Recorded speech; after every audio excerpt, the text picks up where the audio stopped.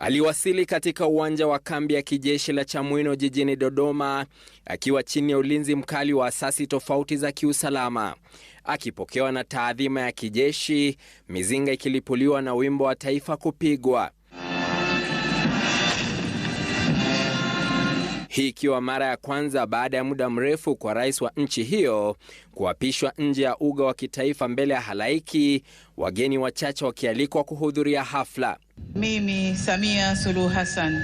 Dakika chache baada ya saa 6 mchana, Rais Samia Suluhu Hassan akila kiapo chake cha urais kwa mara ya pili tangu alipochukua hatamu kufuatia kifo cha mtangulizi wake hayati Rais John Pombe Magufuli mwaka 2021. Naapa kwamba nitakuwa mwaminifu kwa Jamhuri ya Muungano wa Tanzania. Rais Suluhu ambaye ameapa kuwa suluhu mpya ya Tanzania, akikalia kigoda hiki spesheli na kukabidhiwa silaha za jadi za utawala.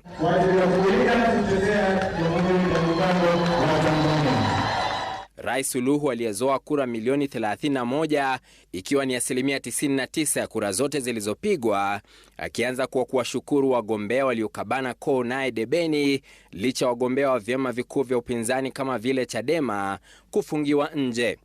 Napenda kuwashukuru sana wenzangu 16 ambao kwa hakika wameonyesha ukomavu wa kidemokrasia kwa kuendesha kampeni ambazo tulishindana kwa hoja na sote tulionyesha kuwa siasa sio vita.